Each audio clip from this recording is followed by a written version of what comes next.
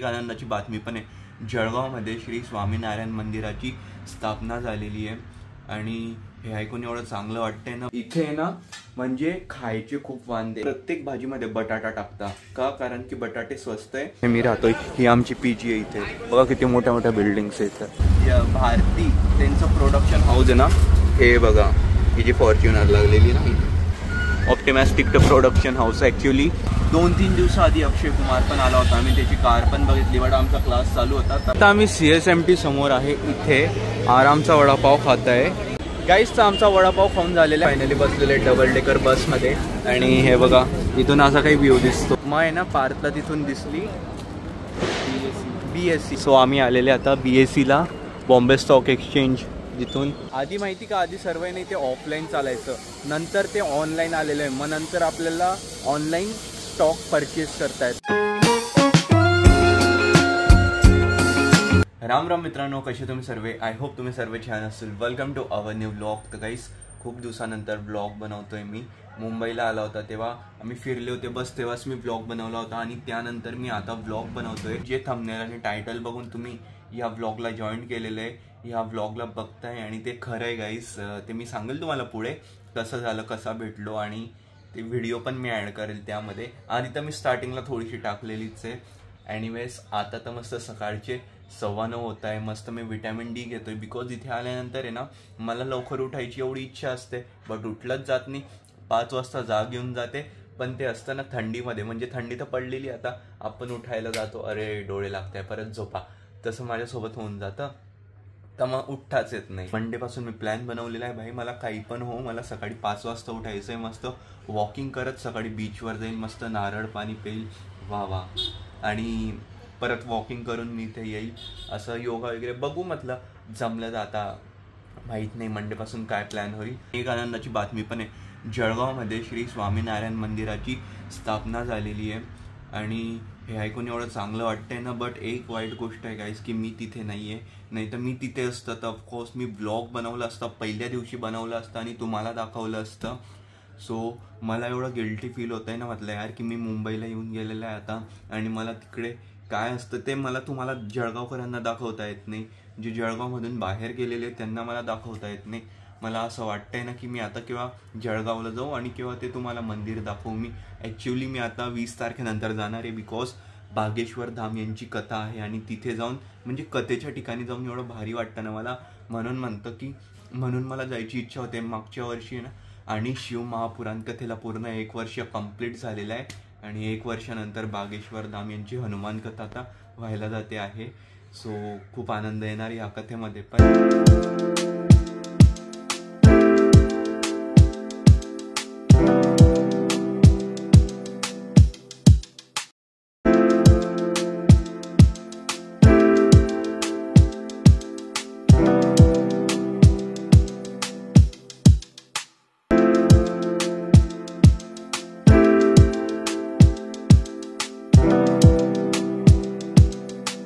गाईस आता वाजलेले सकाळचे 11:15। बाय द वे मी आता आहे ना मस्त फ्रेश वगैरे झालेलो आहे आणि आता मला जायचं आहे CSMTला, बिकॉज गाईस पार्थ येतोय, तर तो 2 दिवसासाठी येतोय फिरायला आणि म्हटलं मग त्याच्यासोबत फिरायचं आहे मला। तो आता ठाण्याकडे, ठाणे त्याने पास केला, मग तो बोलला की म्हणे तू निघून जा, मी आता निघतो, मला जायचं आहे CSMTला, तो तिथे मला डायरेक्ट जॉईन करणार आहे।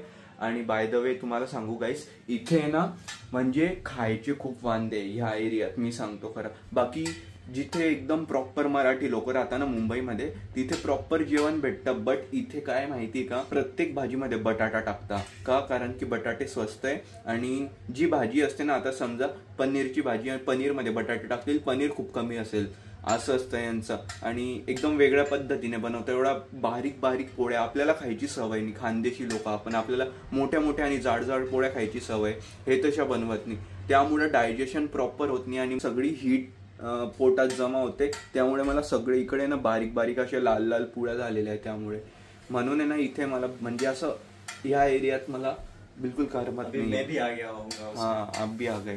हाँ तो मुझे कट कर दो। आपको गाइस कट कर बघायचं नाही, इग्नोर कर। चला आता मी निघतो, मला CSMTला जायचंय। आता मी निघालेला आहे माझ्या PG वरून, आधी मेट्रो पकडून अंधेरी जातो, अंधेरीला मग मी लोकल पकडेल। आणि हा एरिया आहे आमचा, म्हणजे जिथे मी राहतोय ही आमची PG आहे. इथे बघा किती मोठ्या मोठ्या बिल्डिंग्स आहेत. आणि इथून आहे ना ओशियनचा व्ह्यू दिसतो, म्हणजे समुद्र दिसतो या बिल्डिंगवरून. या ज्या मोठ्या मोठ्या आहे ना, मला जायचं आहे टॉपवरून बघू पण जाऊ देणार नाही. आणि बस हा आमच्या एरिया, म्हणजे जिथे मी राहतो तो हा एरिया आहे आमचा असा. आणि ज्या एरियामध्ये मी राहतो ना हा महाडा कॉलनी आहे. ॲक्च्युली अंधेरी वेस्टमध्ये ही जी साईड आहे ना, अंधेरी असं समजा की लाईक सगळं फिल्मी लोकांसाठी ॲक्टिंग वगैरे सगळं. आणि मी भारती त्यांचं प्रोडक्शन हाऊस आहे ना, हे बघा ही जी फॉर्च्युनर लागलेली ना इथे त्यांचं प्रोडक्शन हाऊस आहे. इथे ते त्यांचा पॉडकास्ट वगैरे शूट करता, सगळे तिचे ब्लॉग्स इथेच एडिट वगैरे करता आणि कॅमेरामॅन वगैरे सगळं इथेच असतं. सो मला इथेच भेटलेली, म्हणजे दोन मिनटं वॉकिंग डिस्टन्सवर भारती सिंगचं ऑफिस आहे माझ्या PGवरून. आणि माझी क्लास इकडेच आहे 5 मिनटं वॉकिंग डिस्टन्सवर. आणि हे जे आहे ना इथे एक खूप मोठं ऑप्टिमॅस्टिक आहे.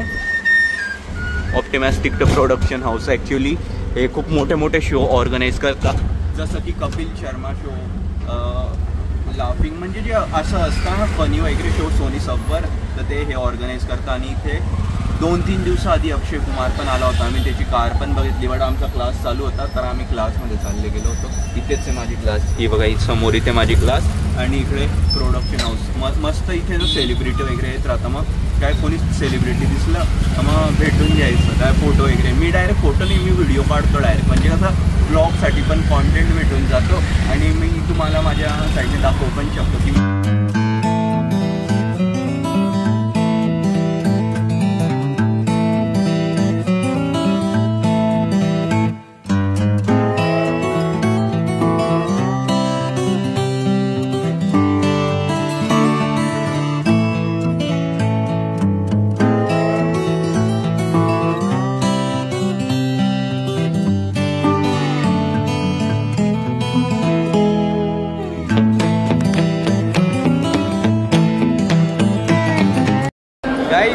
CSTला पोचला होता आणि मला फोन भेटला.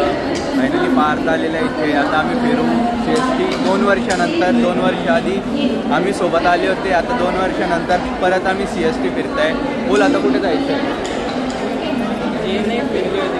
जे नाही आता तर मुंबईत अफकोर्स आपण फिरलेलंच आहे, बट आता आम्हाला गेटवे ऑफ इंडिया तिकडे त्या साईडला नाही जायचं आहे, बिकॉज आमचं ते झालेलं आहे. खूप वेळेस फिरलेलं आहे. दुसरीकडे कुठेतरी जाऊ म्हटलं. नाश्ता झाला की खाल्लं आहे? मग तुला इकडे समोर तो वडापाव खायचा आहे, खाल्लेला आहे आपण. तो वडापाव खाऊ गाईस, जेव्हा म्हणजे खूप भारी लागतो तो वडापाव. आता आम्ही CSMT समोर आहे, इथे आरामचा वडापाव खात आहे. आणि मी त्या आधी पण खाल्लेला आहे. आणि इथे गर्दी बघा, इथे किती गर्दी आहे वडापावसाठी. ही सगळी जी गर्दी आहे फक्त वडापावसाठी आहे. आणि आम्ही आता वडापाव खातोय. तू खाल्ला नाही? मग ते काय एक ग्लास खाल्लेला आहे साईडचा. कसा आहे वडा? खाणं लवकर का तो, मग 10 मिनिटानंतर सांगेल. फिका आहे ना, याच्यामध्ये जास्त का मसाला नसतो, फक्त फिका वडापाव असतो. आता वडापाव खाऊ आपण.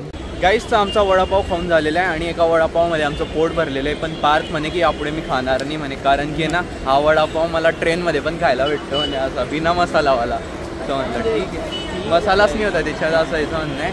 आणि गाईस आज आम्ही एक्सपिरियन्स करणार आहे या डबल डेकर बसचा.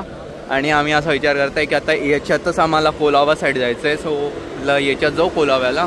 आणि ती पण एक होती कोलाबा साईडची आहे की आहे. हाँ कोलाबा जाना है. 116 ही जी लाईन बघताय ना, ही टोटली आहे ना गेटवे ऑफ इंडियासाठी. आम्हाला पण तिकडे जायचं आणि एवढी मोठी लाईन आहे ना, ही काय सांगू. आम्हाला कमीत कमी 3-4 बससाठी वाट बघावं लागेल, त्याच्यानंतर आम्हाला बसता येईल. पण पार्थ वरती खाली, तर मला असं वाटतं लवकर होऊन जाईल. पण आपण लाईनीत तर लागू, आपल्याला बसने जायचं आहे ना किंवा टॅक्सीने जायचं. टॅक्सीवाले खूप महाग असतात, 100 रुपये. बसने कसं 5-6 रुपयात पोचून जातं. आमचा प्लॅन झाला होता की म्हटलं आम्ही रात्री जाऊ, रात्री एक काम करू, रात्री ना डबल डेकरवाल्या बसमध्ये बसू आणि मस्त व्ह्यू पाहू. पण जाऊ द्या. फायनली फक्त 5-10 मिनटं उभं राहिल्यानंतर आमचा नंबर लागून गेला. सगळेजण वरती चालले आहे, सगळ्यांना फ्रंट सीट पाहिजे. आम्ही तर जाईगे वरती जाऊ वरती. पहिल्यांदा डबल डेकर बसचा एक्सपिरियन्स करू. अरे वा वा वा, अरे वा. ते बसून गेले. गाईस आम्ही फायनली बसलेले डबल डेकर बसमध्ये आणि हे बघा इथून असा काही व्ह्यू दिसतो खालचा. आता जेव्हा गाडी चालेल ना तेव्हा नीट समजेल आम्हाला. किती वेळ वाट बघितली याच्यासाठी? 15 मिनटं नाही रे, 15 नाही एवढे नाही. हां म्हणजे इथे यायला 15-20 मिनटं झाले. 10 मिनटं वाट बघितली आम्ही. काही नाही पण भेटलाय सोबत कापल मिठा होत आहे.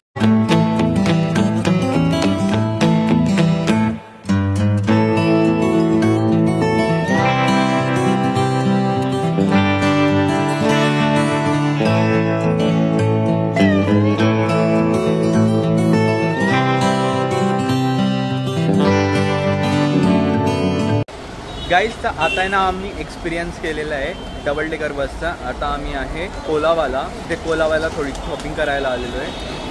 आणि काय कोलाबा तर तुम्ही आधी पण बघितलेलं आहे माझ्या ब्लॉग्समध्ये नॉर्मली. आता पण बघून घ्या त्याच्यात काय बघा. परत बघा ही कोलाबा स्ट्रीट आहे. म्हणजे एरियाचं नाव कोलाबा आहे. इथे कपडे एवढं स्वस्त भावाने भेटतात ना. यांच्याशी फक्त बार्गेनिंग करायची. ते ना कमीत कमी 200 रुपयामध्ये पण द्यायला तयार होऊन जातील तुम्हाला.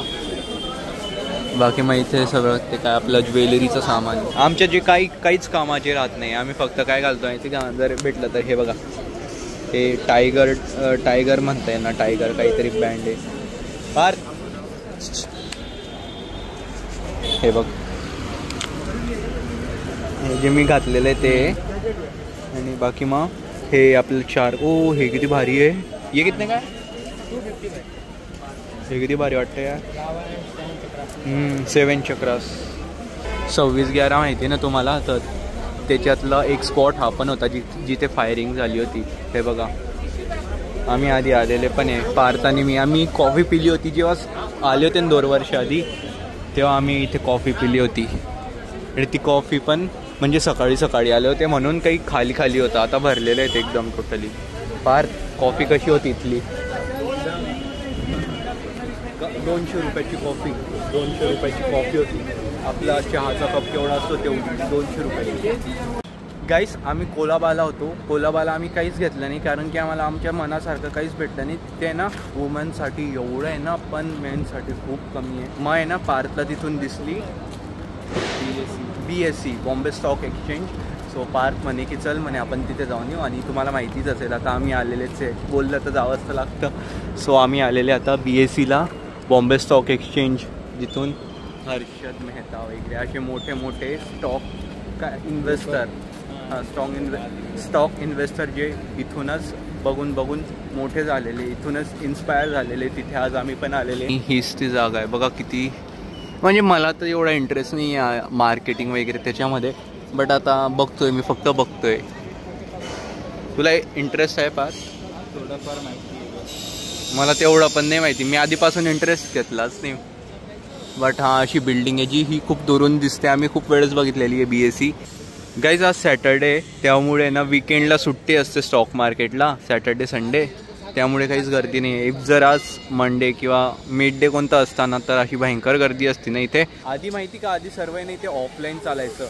नंतर ते ऑनलाईन आलेलं आहे. मग नंतर आपल्याला ऑनलाईन स्टॉक परचेस करता येतं. नाही तर आधी आपल्याला ऑफलाईनच करावं लागायचं. आधी एवढी गर्दी असायची. ते मी आलेलं नाही आहे पण बघितलेलं आहे मी ॲज अ व्हिडिओ वगैरेमध्ये. आणि हा काही साईड व्ह्यू आहे बॉम्बे स्टॉक एक्सचेंजचा. किती मोठी बिल्डिंग आहे ती आम्हाला समोरून म्हणजे वाटत नाही होतं की एवढी मोठी. साईडला जेव्हा उभा राहतोय ना ते असं वरती बघून एकदम चक्कर सारखं येतं आहे.